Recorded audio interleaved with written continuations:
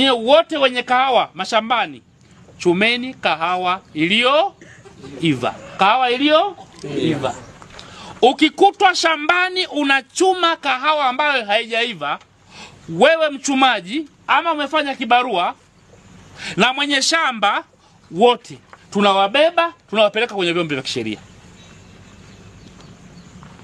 Ukikutwa umeanika kahawa chini, tunakubeba wewe mwenye kahawa, peleka kwenye vyombo vya kisheria. Tukikutana njiani haupeleki kahawa kwenye chama cha msingi, tunakukamata na kupeleka kwenye vyombo vya kisheria. Sasa omba Mungu ukakutwa na kosa moja kuliko kutwa yote mawili. Maana unaweza kawa umebeba kahawa unasafiri nayo, unapeleka kusikojulikana, lakini bado ni mbichi. Tuisaidie serikali. Tuisaidie serikali, lakini kuna wale wanaoiba. Lakini wanaoiba, ndugu zangu, hawa ndio wanaoiba na kwenda kuwatafuta wateja wa kuwauzia. Tunao miongoni mwetu humu.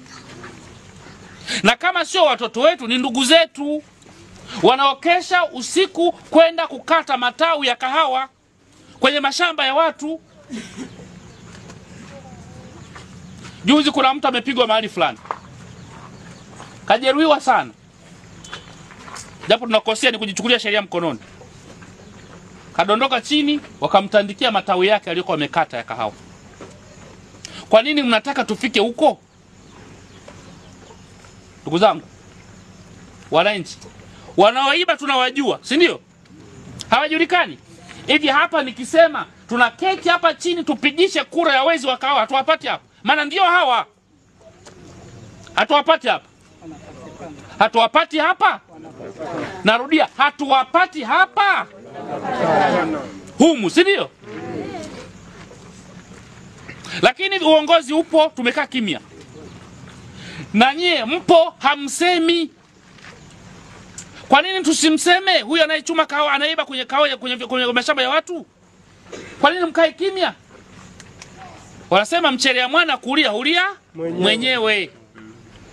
Sitomkamata kwa sababu kawaida ni kama sheria. Tutamkamata kumweka ndani. Lakini wanaobeba kahawa na kuuza kwa njia ambazo si za kisheria, tunawajua. Anaitoa hapa, anaipeleka kule kimya kimya.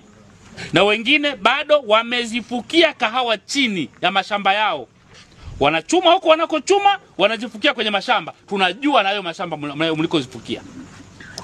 Hata ukiweka chumbani kwako kwenye uvungu wa kitanda, nayo mamlaka ya kuingia na kuivuta. Kupitia elimu hii tutahakikisha tunafanya mkutano ya hadhara kutoa elimu tosha zaidi, kwa sababu kijiji chetu kina vitongoji 5, ili walijue kwamba kuanika chini na kuvuna kahawa mbichi. Lakini baadhi hapo kuna wananchi wamechangia kuhusu sakata la kushawishi watu wavune kahawa mbichi, ni pamoja na wale wanaotuma hela mapema kwa ajili ya kuwashawishi kwamba walete kahawa mapema. Kuna watu wanakuja, sijui kama wanaruhusiwa na wanapata vibali kutoka kwenye ofisi zenu, na wenyewe wanachangia asilimia kubwa katika kuleta ushawishi mkubwa watu wavune kahawa mbichi. Lakini katika sakata la wizi tumeshaanza mikakati ya ulinzi shirikishi. Hilo afisa mtendaji wa kata na taarifa hiyo.